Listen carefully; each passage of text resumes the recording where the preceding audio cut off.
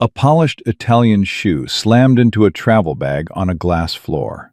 A 3-month-old puppy tumbled out, crying. A young saleswoman dropped to her knees, curling her body around the trembling animal, while a billionaire lifted his foot to strike again. His wife watched, with a smile. 200 feet away, a Navy SEAL in digital camouflage stood perfectly still. His German Shepherd had already locked on the threat. The dog growled once, low, deliberate. And every person in that showroom understood, without knowing why, that the next 3 seconds would change everything. Before we continue, tell us where you're watching from in the comments.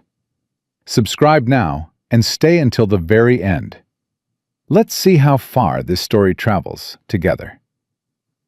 Ryan Mercer didn't want to be here. He stood near the back of the luxury car showroom, with one hand resting on Atlas's head and the other shoved deep in his pocket, watching salespeople smile at customers who didn't deserve the effort. Everything about this place felt wrong. The air was too clean. The floor was too shiny. Nobody was bleeding. Nobody was screaming. And nobody was trying to kill him, which meant his nervous system didn't know what to do with itself. Atlas pressed against his left leg, 85 pounds of trained muscle and unwavering loyalty. The German Shepherd's tan and black coat was thick, well kept, his muzzle just beginning to show gray. 7 years old, 3 combat tours, 1 IED blast that cost him hearing in his left ear, and his original handler, Corporal Danny Vega, his life. Ryan had adopted Atlas the day Danny died. That was 11 months ago. Some days it felt like 11 minutes. "Can I help you, sir?" The voice came from his right. Ryan turned. Too fast, too sharp, the combat wiring firing before his civilian brain could catch up, and found himself looking at a young woman behind the sales desk. Mid-20s. Chestnut brown hair pulled back tight. Eyes that carried the quiet attentiveness of someone used to listening more than speaking. She wore the standard black blazer and pencil skirt, pressed clean, though the cuffs showed faint wear. Her name tag read, Nora. "Just looking," Ryan said. "Of course, take your time." Nora smiled. A real smile, not the manufactured kind the other salespeople wore like masks. Then her eyes dropped to Atlas, and something shifted in her face. Recognition. Respect. "He's a military working dog," she said, not a question. "Retired. The way he stands, the way he watches the room. My uncle served with canine units in Iraq. I'd know that posture anywhere." Nora crouched slightly, not reaching toward Atlas, just lowering herself to his level. Respectful. "What's his name?" "Atlas." "Hey, Atlas." Her voice went soft, warm. The voice of someone who understood that trust with a dog like this wasn't given, it was earned. "You're a good boy, aren't you?" Atlas's tail moved, barely. A twitch that Ryan hadn't seen in weeks. The dog didn't warm to strangers, not anymore, not since Danny. But he was warming to her. Then a sound came from beneath Nora's desk, a tiny whimper, barely a breath. Atlas's ears snapped forward. His body went rigid. "It's okay," Nora said quickly, standing, her face flushed. I'm sorry, it's just..." She reached beneath the desk and pulled back a small travel bag. Inside, a 3-month-old German Shepherd puppy shifted nervously. Black and tan fur still fluffy, ears half folded, ribs that shouldn't have been visible on a puppy that age, but were. "His name's Biscuit," Nora said, her voice dropping to almost nothing. "I found him 4 days ago, near a closed breeding facility. He was bad." Ribs showing, dehydrated, terrified of everything. "I was supposed to take him to the vet yesterday, but I couldn't get time off. So I brought him here because I couldn't leave him alone in my apartment. He panics when he's alone." She was rambling. the way people rambled when they were scared of being judged. "He's quiet, I promise. Nobody's noticed. I just need to get through my shift, and then I'm taking him straight to—" "Hey." Ryan's voice cut through her panic. Quiet.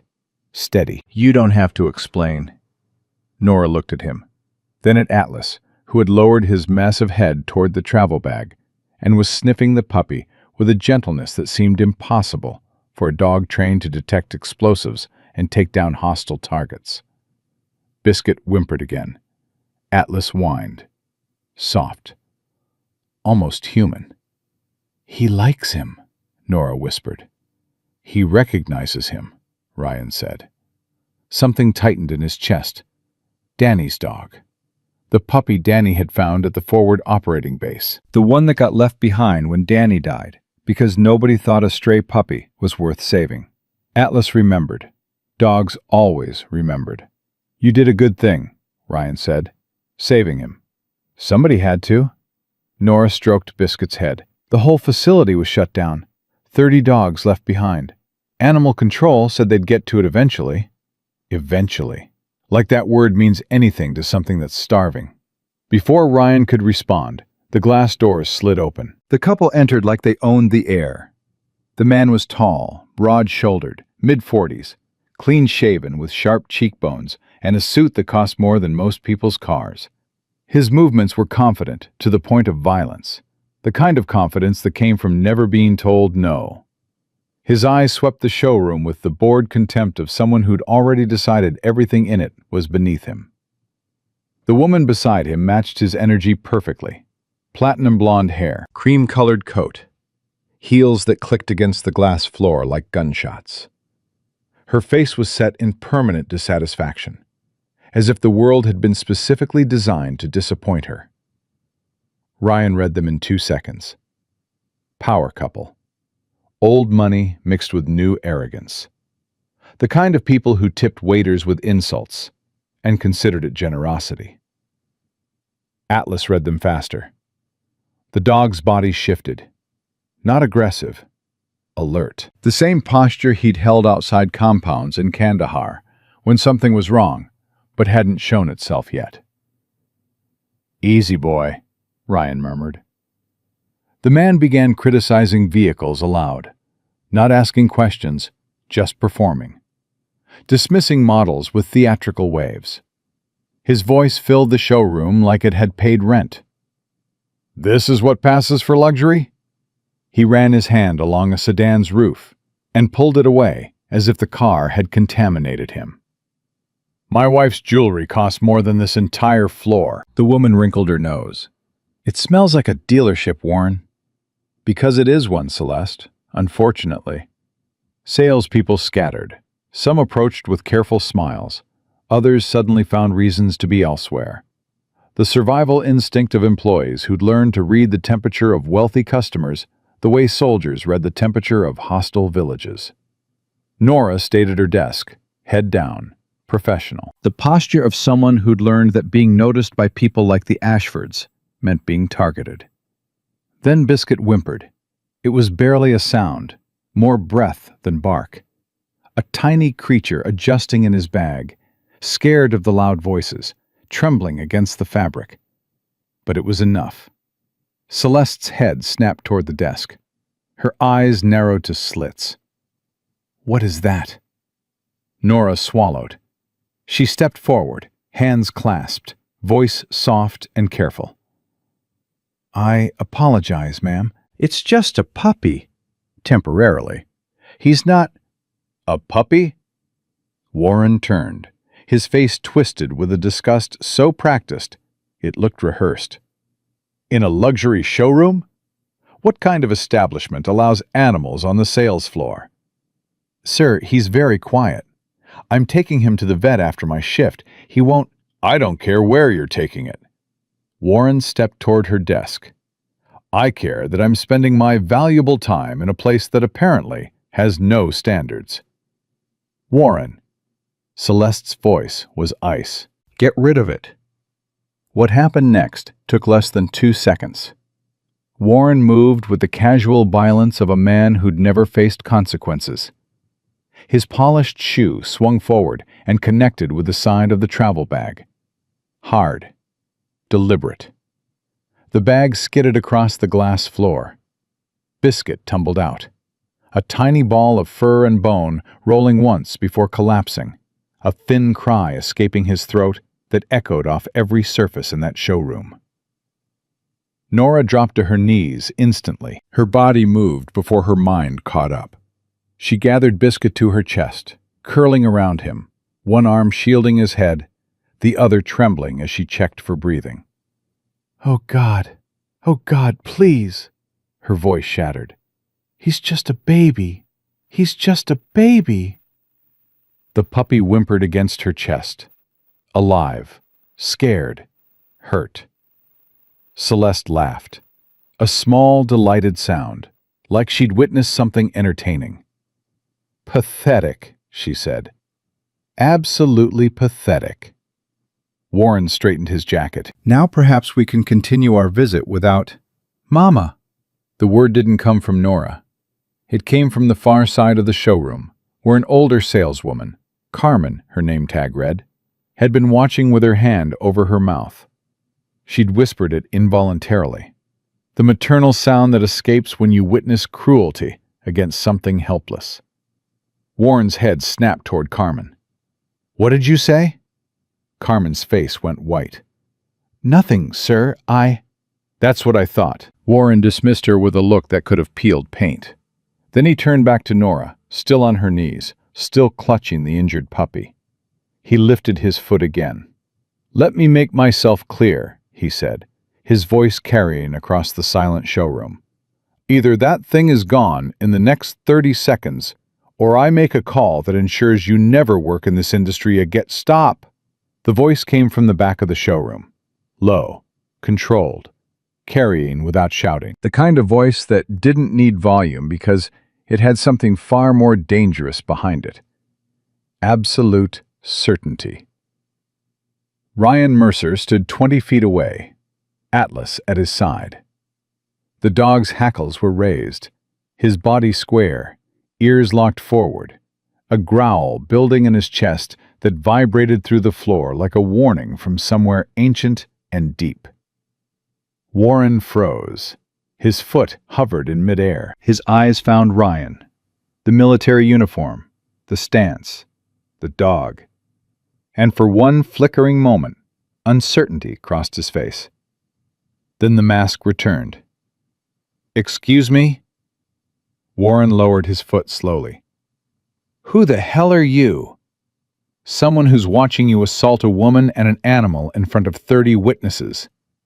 Ryan took one step forward. Just one. "Put your foot down. Step away from her. Now." "This is none of your concern. You made it my concern when you kicked a defenseless animal." Warren's eyes narrowed. He was calculating. Ryan recognized the process. The same calculations made by warlords and drug dealers and every petty tyrant who'd ever stood across from him in a place where power was the only language spoken. "Do you know who I am?" Warren said. "I know what you are." Ryan's voice didn't change, didn't rise, didn't need to. "And that's enough. I'm Warren Ashford, Ashford Development, Ashford Foundation." "Ashford?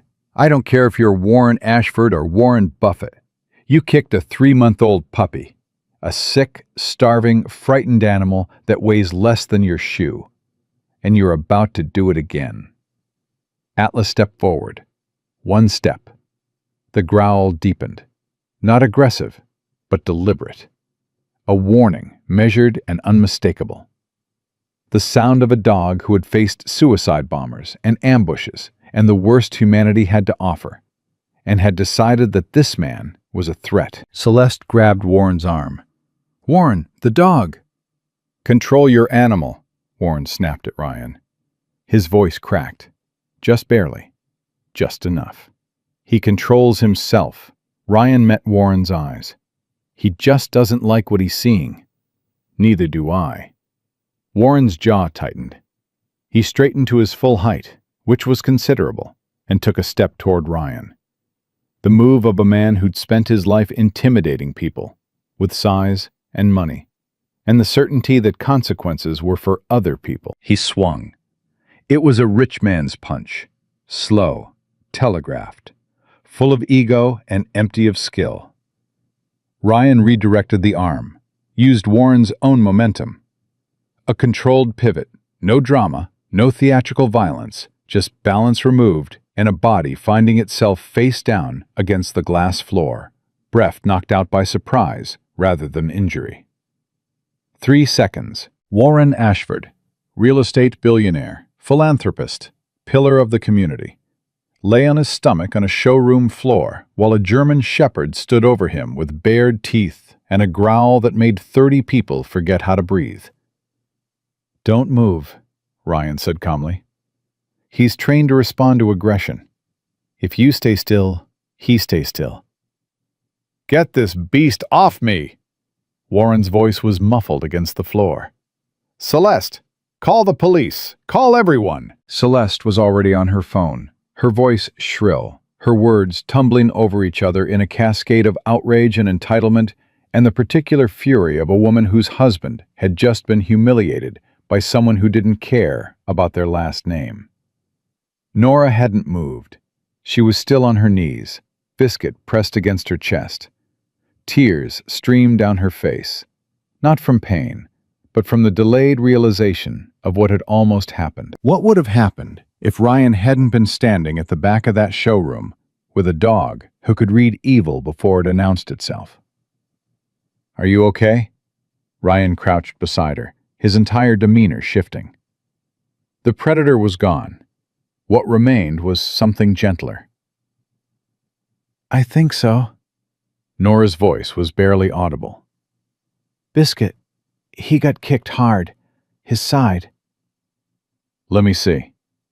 Ryan reached out slowly, letting Biscuit sniff his hand before gently examining the puppy's ribcage. The animal flinched, but didn't pull away. Atlas moved closer, sniffing Biscuit with the careful attention of a combat veteran assessing a wounded comrade. "He needs a vet," Ryan said. "But he's breathing fine. Nothing feels broken." "Thank you." Nora looked up at him, brown eyes swimming with tears and something else. The desperate gratitude of someone who'd been invisible for so long that being seen felt like a miracle. "Thank you. Nobody was going to—" "I know." Ryan's voice was rough. "I know." Police arrived within 8 minutes. 2 uniformed officers entered with practiced authority, hands resting near their belts, faces neutral and detached. Ryan knew the pattern before it started. He'd seen it 1,000 times in 1,000 places. Power recognized power. Money smoothed sharp edges. Truth became something people stepped around when it became inconvenient. The first officer listened to everyone, neutral, professional. Then Warren spoke, loudly, angrily, but with familiarity. "Sergeant Boyd?" Warren's voice shifted. The outrage was still there, but underneath it was something else. The casual confidence of a man addressing an employee. "Thank you for coming so quickly." The officer's posture changed, subtle, a slight straightening, a glance exchanged with his partner that lasted half a second but said everything. "Mr. Ashford," Boyd's voice lost its professional distance. "Are you injured, sir?" "This man assaulted me," Warren pointed at Ryan. "Unprovoked, in front of my wife. His dog threatened me.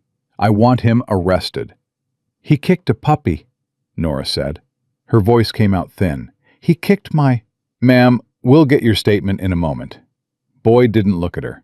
His attention was locked on Warren like a compass pointing north. Ryan watched, assessed, the way he'd assessed every corrupt checkpoint and crooked official in a dozen countries. Boyd's body language said everything his words didn't. The deference, the familiarity, the way he positioned himself between the Ashfords and the rest of the room like a human shield. "Officers," Ryan kept his voice level. "I witnessed Mr. Ashford kick a travel bag containing a 3-month-old puppy. The animal was injured. When the saleswoman tried to protect the dog, He was preparing to strike again. I intervened. Boyd finally looked at him, eyes scanning the uniform, the dog, the posture, reading a threat level and recalculating. "And you are?" "Lieutenant Commander Ryan Mercer, United States Navy." "Active duty?" "Recently separated." Boyd nodded, the kind of nod that acknowledged information without accepting it. "Commander, from what I'm seeing here, you escalated a verbal dispute into a physical altercation. Mr. Ashford has a visible injury. He has a bruised ego. The puppy has a bruised ribcage. Those aren't the same thing." "Regardless," Boyd's face closed like a door. "I need you to leave the premises. Take your dog. This situation is under control. It's under control because you're controlling it." The words landed like a grenade in the silent showroom. Boyd's jaw tightened. His partner shifted uncomfortably. "That's enough, Commander. Leave now, or I'll have you removed." Ryan looked at Nora. She was still on the floor, biscuit clutched to her chest, watching the scene unfold with a devastated understanding of someone who'd just learned that the system wasn't broken. It was working exactly as designed. Just not for people like her. "Here." Ryan pulled a card from his pocket. Plain, just a phone number. He placed it on the floor beside her. "If you need anything at all." Nora took the card with trembling fingers. Ryan stood, looked at Warren, who was being attended to by Celeste and Boyd like a wounded king. Looked at the 30 people in that showroom who had watched a man kick a puppy and done nothing. Looked at the phones that had been lowered at Boyd's sharp command. Atlas looked at Biscuit one last time. The old soldier dog and the starving puppy. Something passed between them. Recognition. Kinship. The ancient bond between creatures who understood suffering without needing words. Then, Ryan walked out, Atlas at his side. The glass doors closed behind them, and Nora Calloway, alone on a showroom floor, clutching an injured puppy, holding a stranger's phone number like a lifeline, understood with terrible clarity that what had just happened wouldn't end here. That night, a message appeared in the internal staff chat. Management. Professional language disguising fear as policy. No one was to speak to media. No images were to be shared. Any violation meant immediate termination. The incident was to be described, if mentioned at all, as a misunderstanding resolved on site. Nora read it on her phone while sitting on the edge of her bed. Biscuit lay beside her, breathing shallowly after the emergency vet visit. The vet had confirmed bruised ribs. Nothing broken. But the puppy flinched whenever Nora moved too quickly, and that flinch would stay with her longer than any bruise. The next morning, she was called into Dennis Pratt's office. The showroom manager was 52. Thinning hair, a careful smile that calculated everything behind it. He didn't look at her when he spoke. He cited brand image, customer relations, professional conduct. He used words that sounded reasonable when arranged properly. Nora heard none of them clearly. All she understood was the final sentence. She was suspended indefinitely. No mention of the kick, no mention of the terror, no mention of an injured puppy or a billionaire's shoe connecting with a living creature while 30 people watched. The blame rested on her shoulders, wrapped in polite disappointment, tied with a neat bow of corporate self-preservation. "Mr. Pratt." Nora's voice surprised her. It was steady. "Warren Ashford kicked my dog. In front of everyone.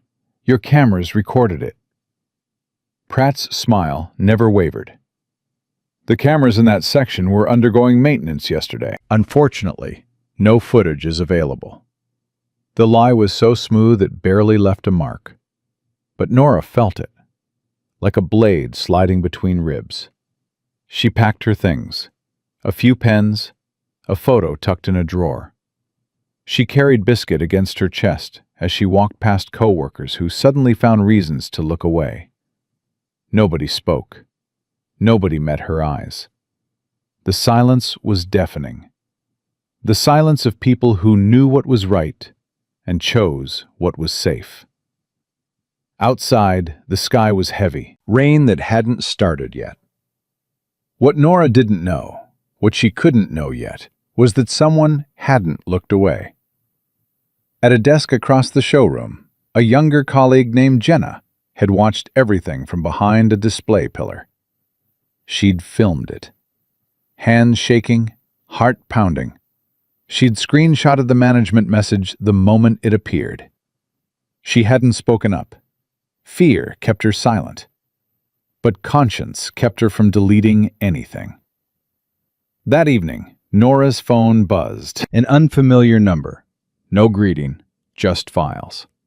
A video. Images of the internal chat. Timestamps highlighted. And a single line of text. I can't stand beside you, but you shouldn't stand alone. Nora stared at the screen. Biscuit's warm weight pressed against her side.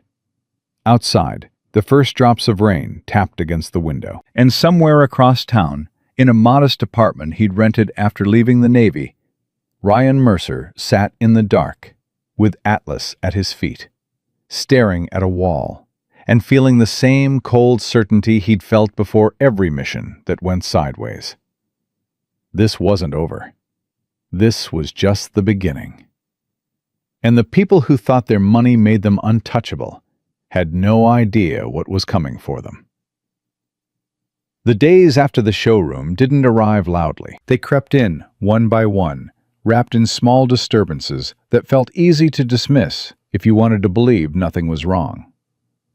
Nora stayed in her apartment. She didn't leave except to walk Biscuit in the small lot behind the building, quick circles at dawn and dusk when nobody was around. The puppy was healing. The vet had confirmed bruised ribs, nothing broken, but he flinched at sudden movements and startled at every sharp sound. His trust in Nora was complete. His trust in the rest of the world was gone. She understood that feeling perfectly. On the third evening, Nora came back from walking Biscuit and found her car door ajar. Nothing was taken. No broken glass, no scratches, just the door, open exactly 2 inches, as if someone had wanted her to know they'd been there, without leaving proof that would hold up anywhere. She stood frozen for a long time, keys clenched in her fist, heart slamming. Biscuit pressed against her ankle, whimpering. She closed the door, drove home, didn't turn on the radio. The next morning, footprints outside her window, large, deliberate, positioned as if someone had stood there long enough to watch and then left on purpose.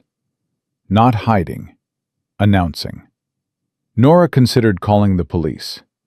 The thought dissolved almost immediately. The memory of Sergeant Boyd's face, the deference, the way he'd addressed Warren Ashford by name, the way he'd told Ryan to leave while treating the Ashfords like victims, rose like acid in her throat.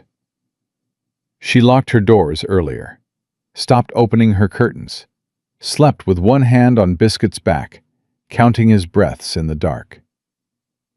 The real warning came 2 nights later. A paper plate sat outside her front door, centered on the mat. Neat, deliberate. On it, cheap meat scraps, the kind someone might toss to a stray. Biscuit lunged forward, tail wagging weakly. Nora caught him just in time. She knelt, heart hammering, and something about the smell hit her. Sweet, metallic, wrong. Not food. Not safe. Her hand shook as she carried the plate inside and sealed it in a plastic bag. She didn't sleep at all that night. She sat on the bed with Biscuit in her lap, lights on. Every creak in the building a potential footstep. Every car passing a potential threat. By morning, fear had hardened into something else. She called the number on the card. Ryan arrived before noon. He parked across the street, not directly in front of her building. When he stepped out, Atlas exited last, the dog moving with practiced awareness, nose low, scanning before committing to any direction. Atlas circled her doorway once, stopped, sniffed the ground where the plate had been. His ears flattened. He looked up at Ryan, a silent exchange that passed between handler and dog in a language built over 3 combat tours and 1,000 shared dangers. "That wasn't food," Ryan said quietly. It wasn't a question. "I know." Nora stood in the doorway, arms crossed tight over her chest. "I almost didn't catch it. Biscuit almost—" She couldn't finish. "Show me everything," Ryan said. "The car, the footprints, all of it." She showed him. He photographed the footprints, measured the distance from her window to the parking lot, noted the lack of lighting, the angle of approach, the deliberate positioning that said this wasn't random vandalism. It was intimidation. "Someone is sending you a message," Ryan said. "I got the message." "The message isn't be afraid. The message is disappear." He looked at her, not with pity, with recognition. "There's a difference." "What's the difference?" "Fear is a feeling. Disappearing is a choice. They want you to make that choice before anyone asks the right questions." Nora sank into a kitchen chair. Biscuit crawled onto her lap. Too big for it now, but neither of them cared. Atlas positioned himself between Nora and the front door, lowering to the ground with the calm efficiency of a soldier taking up a defensive post. "Who's doing this?" Nora asked. "Ashford?" "Ashford. Or people who work for Ashford. Or people who want to keep Ashford happy, because keeping him happy keeps their lives comfortable." Ryan pulled his phone out. "I've seen this pattern before, in places a lot worse than this. The specifics change. Warlords, cartels, billionaires. But the playbook is identical. Isolate the target, escalate the pressure. Make them feel so alone that silence feels like the only option. It's working." Nora's voice was barely audible. "I've never been this scared in my life." "Good." She looked up, startled. "Scared means you're paying attention," Ryan said. "Scared means you haven't given up. The people who should worry me are the ones who stop being scared. Those are the ones who've surrendered." "I haven't surrendered." "I know. You called me." He bagged the plate, careful not to contaminate it. Then he pulled out a small camera borrowed from a friend and pointed to the parking lot. "I'm putting this facing your car. Anything happens, we'll have it documented." "Documented for who? The police? The same police who told you to leave the showroom? The same Sergeant Boyd who acted like Warren Ashford's personal bodyguard?" Ryan nodded slowly. "Not local police. Someone else." "Who?" "I'm working on that." He sat across from her. His face was serious, the focused, methodical calm of someone who understood that fear could be reduced by clarity. "Nora, the video your colleague sent you, do you still have it?" "Every file. The video, the screenshots of the internal chat, the management memo ordering silence." "Good. Don't delete anything. Don't put it on a cloud drive. Keep it on your physical phone and make one copy on a USB drive. Give me the copy." "Why?" "Because evidence disappears when powerful people want it to. I've seen hard drives vanish, servers crash, phone records go missing. If the only copy is in one place, it's already gone." Nora stared at him. "You've done this before." "Not exactly this, but close enough." She made the copy that night, hands trembling as she transferred files. Biscuit on her lap, Atlas at the door. Ryan at the kitchen table, building a file of his own. Dates, times, photographs, the Betts report on Biscuit's injuries, the sealed bag containing the tainted food. "I'm going to get this analyzed," he said, holding up the bag. "If there's something in that meat that shouldn't be there, it becomes evidence of attempted poisoning. That's a felony, not an opinion." "Not a civil matter, a felony," They poisoned my dog. They tried. Because I brought a puppy to work? Because you exist. Because you're a witness to what Ashford did. And witnesses are inconvenient. Ryan met her eyes. This isn't about a puppy anymore, Nora. It was never about a puppy. It's about a man who kicked a defenseless animal in front of 30 people and expects every single one of them to pretend it didn't happen. Nora felt something shift in her chest. Not courage, not yet, but the raw, stubborn refusal to be erased. The same feeling she'd had when she found Biscuit in that abandoned facility. Ribs visible, eyes too old for his age, and decided that she wouldn't walk away. "What do we do?" she asked. "We build a case so clean and so documented that it can't be buried locally. And then we take it somewhere that local power can't reach." "Where?" "I know someone." Ryan paused. "She's outside the county, outside the jurisdiction. She answers to different people than Sergeant Boyd. Her name is Margaret Holt, and she's spent 30 years making powerful people answer questions they don't want to answer."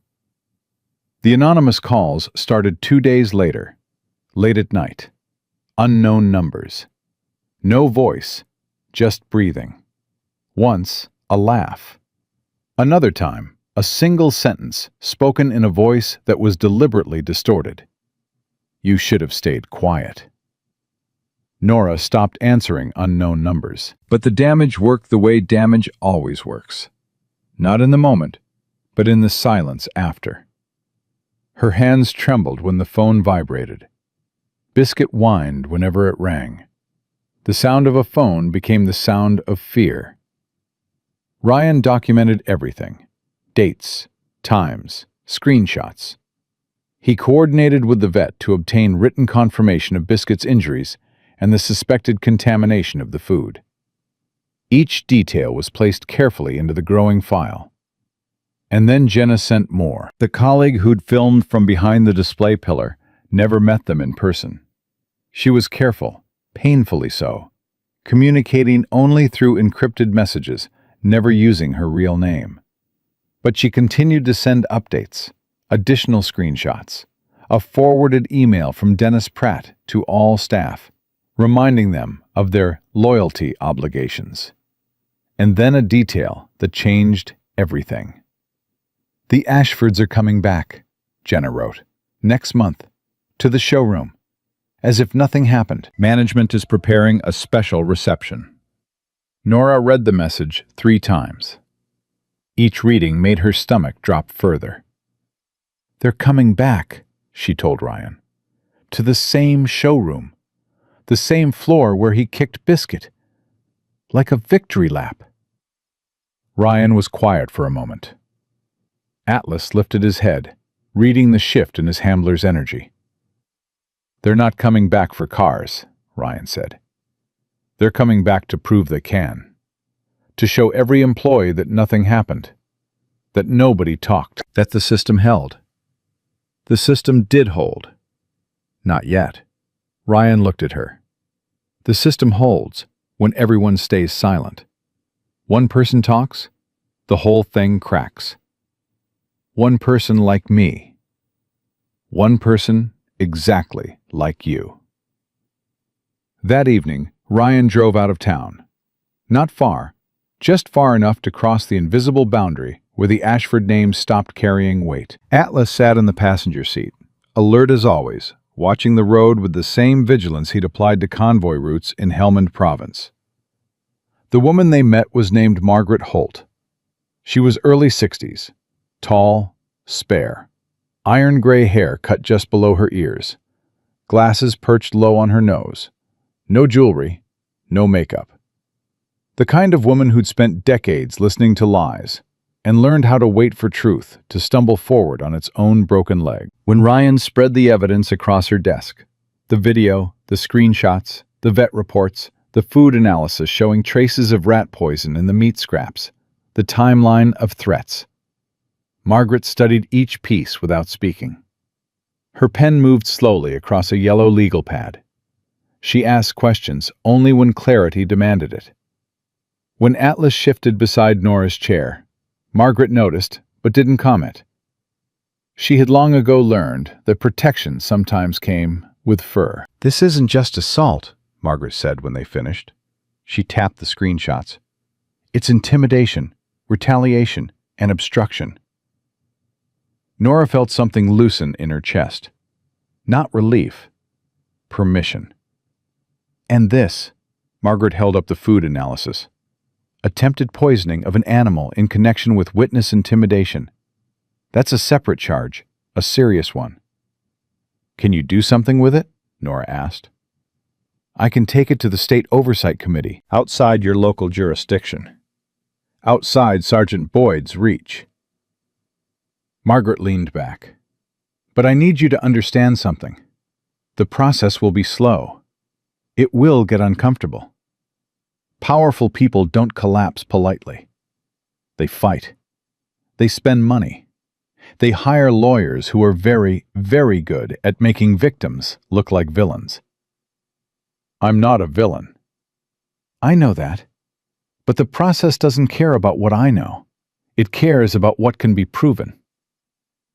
"Everything in that file can be proven." Margaret studied Nora for a long moment, reading her the way Ryan read rooms, assessing not for danger, but for endurance. "You understand that once we file, there's no taking it back," Margaret said. "The Ashfords will know. Their lawyers will know. Every relationship they have, police, politicians, media, will be activated against you." "They already poisoned my dog," Nora said quietly. "They already took my job. They already followed me home and stood outside my window and called me in the middle of the night to tell me I should have stayed quiet." She paused. "What exactly do I have left to lose?" Margaret almost smiled. "Not quite, but close enough." "All right then." She closed her legal pad. "We file next week. In the meantime, I want everything duplicated, digital and physical copies, stored separately, and Nora—" "Yes?" "Don't disappear." When they returned to town, the pressure intensified. Dennis Pratt called Nora that evening. His voice was warm now, falsely concerned, dripping with calculated sympathy. He spoke of misunderstandings, of the possibility of revisiting her suspension if she agreed to sign a non-disclosure agreement. The company would provide severance, references, a clean break. "All we need is your signature," Pratt said, "and this whole unfortunate situation goes away." "My dog was kicked across a glass floor," Nora said. "Someone put rat poison outside my door. And you're offering me a clean break?" "I'm offering you a way forward, Nora. A practical one. The Ashfords are prepared to be generous. The Ashfords are prepared to buy my silence." Pratt's warmth evaporated. "I'd encourage you to think carefully about your options. This offer won't stay open indefinitely." "Good." Nora's voice was steady, despite the tremor in her hands. "Because my answer won't change." She hung up. Her heart was pounding so hard she could feel it in her teeth. Biscuit pressed against her legs, whining softly. Atlas lifted his head from his post at the door, watching her with those calm, ancient eyes. "You okay?" Ryan asked from the kitchen table. "No." Nora sat down heavily. "But I'm not signing anything." "Good." "He's going to tell Ashford I refused." "He already has. Pratt called you because Ashford told him to. The NDA was their first option. You just took it off the table." "What's their second option?" Ryan was quiet for a moment. Atlas rose, padded across the floor, and placed his head on Nora's knee. The dog's weight was warm, grounding, the kind of weight that said, "I'm here," without needing words. "That's what we're going to find out," Ryan said. The next day, Ryan noticed the sedan, dark blue, tinted windows, following them at a distance that was close enough to be seen, but far enough to deny. The kind of distance that said, "We want you to know we're watching." Atlas tracked it in the side mirror, body tense, controlled, waiting for a command, that didn't come. Ryan memorized the plate, ran it through a contact, a former intelligence analyst who owed him from Bagram. The result came back within hours. The sedan was registered to Ashford Security Group, a subsidiary of Ashford Development, Warren Ashford's company. "They're not even hiding it," Ryan told Nora. "The car that's following us belongs to Ashford. Why wouldn't they hide it? Because the point isn't surveillance. The point is fear. They want you to know you're being watched. They want you to feel it every time you leave your apartment, every time you drive to the grocery store, every time you walk biscuit." Nora stared out the window. The sedan was parked 100 yards down the street, just sitting there, engine off, a shadow behind tinted glass. "I'm so tired of being afraid," she whispered. "Then let's give them something to be afraid of." Ryan called Captain Tom Wheeler that night. The old captain answered on the second ring, the voice of gravel and smoke. 62 years of living that included 3 wars and the kind of wisdom that only came from surviving things that should have killed you. "Ryan." Wheeler's voice carried warmth that Ryan hadn't heard since Danny's funeral. "How are you doing, son?" "I need help, Tom." "Off the books." Silence. The weighted silence of a man calculating risks and deciding they were worth it. "Talk to me." Ryan explained. The showroom, the assault, the threats, the poisoned food, the stalking, the corrupt cop, the NDA attempt. When he finished, Wheeler was quiet. "Warren Ashford," Wheeler said. "That name's come up before. Not in military circles. In law enforcement ones. A friend at the FBI mentioned him last year. Something about campaign contributions that looked more like payments than donations. Nothing stuck. Nothing ever sticks to men like Ashford. That's the whole point. You've got a lawyer?" "Margaret Holt, state level. She's filing with the Oversight Committee next week." Margaret Holt. Wheeler's voice changed, impressed. "She brought down a sitting sheriff in Barstow 3 years ago. Corruption, evidence tampering, witness intimidation. Sound familiar?" "Identical." "Then you're in good hands," Wheeler paused. "But Ryan, Ashford's not a sheriff. He's a billionaire with real estate across 6 counties, police departments that depend on his foundation money, and politicians who vacation on his boats. Margaret can build the case, but you need to keep that girl alive long enough for the case to matter." "I know." "And yourself. That's secondary. It shouldn't be. You've got a dog who depends on you, and a woman who trusts you, and a dead friend who'd kick your ass if you threw your life away playing hero." Wheeler's voice softened. "Danny wouldn't want that." Ryan looked at Atlas. The dog was watching him with those steady amber eyes, waiting. Always waiting for the next command, the next mission, the next reason to keep going. "Danny would want me to protect the puppy," Ryan said quietly. Wheeler laughed. Short, rough, real. "Yeah, he would. That stupid kid and his strays." A breath. "All right, son. I'll dig into Ashford from my end. Financial connections, property records, anything that doesn't smell right. And Ryan..." "Yeah? Be smart, not brave. Smart." "Noted." Liar. Ryan almost smiled. Late that night, after Nora had fallen asleep on the couch with biscuits sprawled across her chest, Ryan sat at the kitchen table with a growing evidence file spread around him. Atlas lay at his feet, nose resting on Ryan's boot. Ryan looked at the file, then at Nora, then at the 2 dogs, the old warrior and the healing puppy, breathing in rhythm with each other. 11 months ago, Danny Vega had died in his arms. 24 years old. A kid who found stray puppies at forward operating bases and fed them from his own rations. A kid who believed, with the simple, unshakable faith of someone too young to know better, that every living thing deserved protection. Danny's last words weren't profound. They weren't cinematic. They were just 3 words mumbled through blood and fading consciousness. Take care of him. He'd meant the puppy, the stray he'd been feeding for weeks, the dog that got left behind when the helicopter lifted Danny's body, and nobody thought a stray was worth the wait.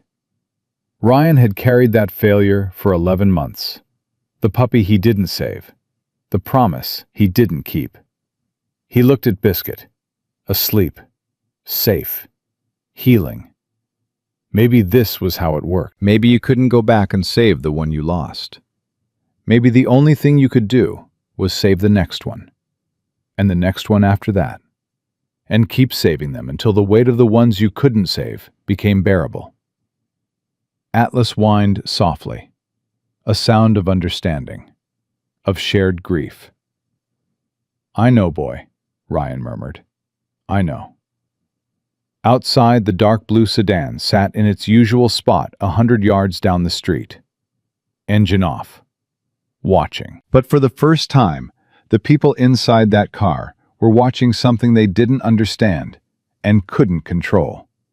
A man who had nothing left to lose and everything left to protect. And they had no idea how dangerous that combination was. Margaret filed on a Monday. By Tuesday afternoon, the Ashfords knew. Ryan could tell because the dark blue sedan that had been parked 100 yards from Nora's apartment for 9 days was suddenly gone. Replaced by something worse. Silence. The calls stopped. The footprints stopped. The watching stopped. That's not good, Ryan told Nora. When the pressure disappears, it means they're changing strategy. Maybe they're backing off. People like Ashford don't back off. They regroup. He was right. Wednesday morning, Nora's phone rang. Not an unknown number this time. The caller ID read, Ashford Development, Corporate. She answered on speakerphone. Ryan sat across the table. Atlas lifted his head. Ms. Calloway. The voice was male, smooth, practiced. The voice of a lawyer who charged $800 an hour and earned every cent by making problems disappear. My name is Richard Trent. I represent Mr. and Mrs. Warren Ashford. I know who you represent. Then you know this call is a courtesy. My clients have become aware of a filing made with the State Oversight Committee, a filing that contains numerous inaccuracies and defamatory claims against the Ashford family. There are no inaccuracies. Miss Calloway, I'd encourage you to listen carefully. Trent's voice didn't change. That was the dangerous part, the absolute smoothness that turned threats into reasonable suggestions. My clients are prepared to pursue aggressive legal action against anyone involved in this filing. Defamation, tortious interference, emotional distress caused by false and malicious allegations. Your client kicked a 3-month-old puppy across a glass floor. My client had an unfortunate interaction with an improperly secured animal that should not have been present in a commercial establishment. Any physical contact was incidental and... Incidental, Nora's voice went flat. He lifted his foot and kicked. There's video. The briefest pause. A crack in the polish. Any video obtained without consent in a private establishment may constitute an illegal recording under state law. I'd advise whoever possesses such material to consult their own attorney before making decisions they can't undo. Is that a threat, Mr. Trent? It's legal guidance, Miss Calloway. Free of charge. Another pause. My clients remain open to a private resolution. Generous terms. Compensation that would significantly improve your current circumstances. All we require is a signed agreement and the return of any materials related to the incident. Nora looked at Ryan. He shook his head, once, barely visible. No, Nora said. I'd strongly recommend no. I heard you. My answer is no. Your client kicked my dog. His wife laughed. Your client's people poisoned food and left it at my door. They followed me. They called me at 3 in the morning. They stood outside my window." Her voice hardened into something that surprised even her. "You can take your generous terms and your legal guidance and tell Warren Ashford that I'm not disappearing. Not for any amount of money." She hung up. Her hands were shaking so violently, she had to press them flat against the table. Biscuit whimpered and pushed his nose against her knee. Atlas remained still, watching her with those ancient, steady eyes. "That was either very brave or very stupid," Ryan said. "Can't it be both?" "Usually is." Nora almost laughed. Almost. Then the weight of what she'd just done settled onto her shoulders, and the almost laugh became something closer to tears. "They're going to come harder now," she said. "Yes. What do we do?" "We go harder, too." Ryan called Margaret within the hour. The lawyer listened without interrupting, a skill she'd perfected over 3 decades of dealing with people who thought money was a synonym for innocence. "Trent called her directly?" Margaret's voice tightened. "That's a mistake. She has legal representation. Contacting her directly is a violation of professional conduct. I'll file a complaint with the Bar Association today." "Will it matter?" "It'll matter to Trent's license, and it'll signal to the Ashfords that their lawyer isn't as untouchable as they think." "What about the threat to go after the video?" "Bluster. The showroom is a commercial establishment open to the public. There's no reasonable expectation of privacy on the sales floor. Any first-year law student could argue that. They don't need to win the argument. They just need to scare people into deleting the evidence." Margaret was quiet for a moment. Ryan could hear her pen tapping against the legal pad. "Then we need to make the evidence public before they can suppress it." Margaret's voice shifted. Tactical. The voice of a woman who'd spent her career fighting people with more money and more power, and had learned that the only equalizer was sunlight. "I have a contact at the state press pool, investigative journalist. She's been looking into Ashford's foundation donations for months. Specifically, the relationship between his charitable giving and the local police department's budget. Boyd and 3 others. The Ashford Foundation donated $200,000 to the Police Benevolent Fund last year. The year before, it was $150,000. Each donation was followed within weeks by incidents involving Ashford or his associates that were, let's say, handled with unusual discretion." "How many incidents?" 7 that we've identified. Yours is number 8. Ryan felt the hair rise on the back of his neck. 7. 7 times Warren Ashford, or someone connected to him, had done something that required police cooperation to make disappear. 7 times the system had worked exactly as designed, protecting the people with money and crushing the people without. "What kind of incidents?" Ryan asked. 2 assault complaints from former employees, both dropped after the complainants received settlement offers.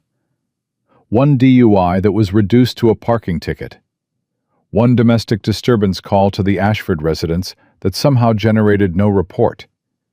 And 3 complaints from tenants in Ashford development properties. Harassment, illegal evictions, building code violations. All dismissed. 8 patterns make a case. 8 patterns make a headline. Margaret's pen stopped tapping.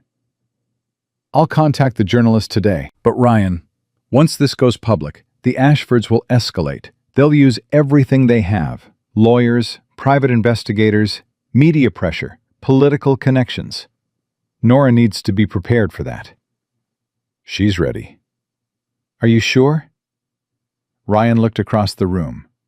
Nora was sitting on the floor with Biscuit in her lap, stroking the puppy's ears while he slept. Her face was pale. Her hand still trembled, but her jaw was set. The jaw of someone who decided that fear was no longer reason enough to stop. "Yeah," Ryan said. "She's ready."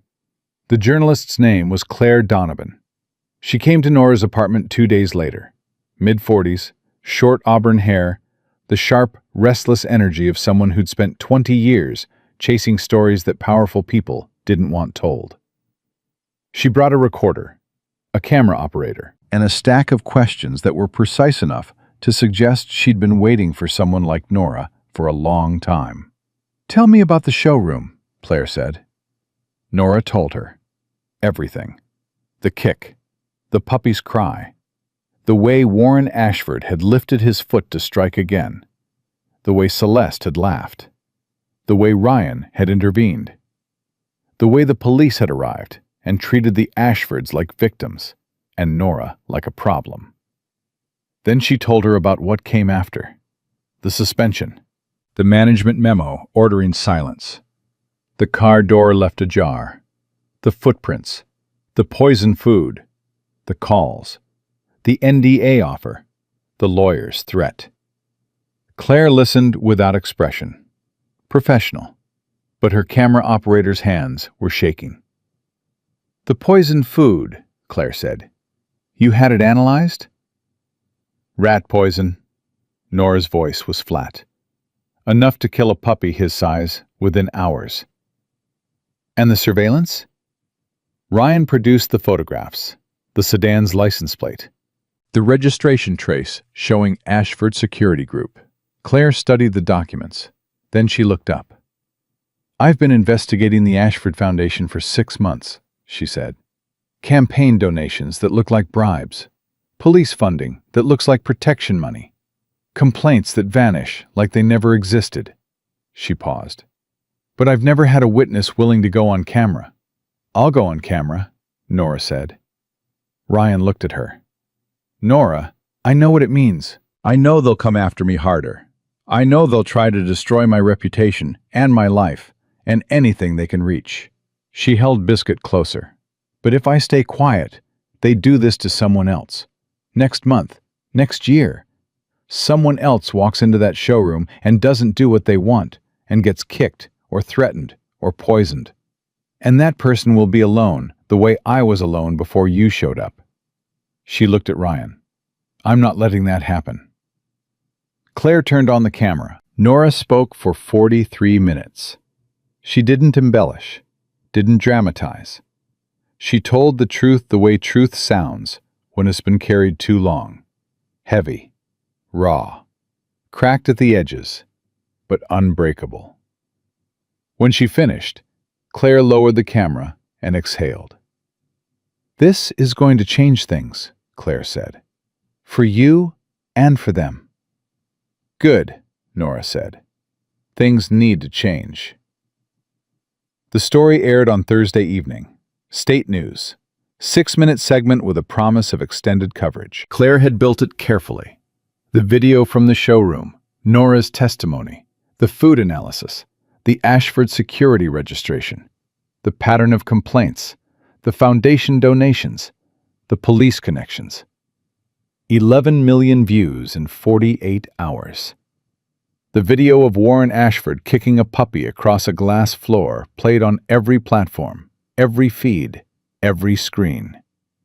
The sound, that thin, terrible cry, became the sound that America couldn't stop hearing.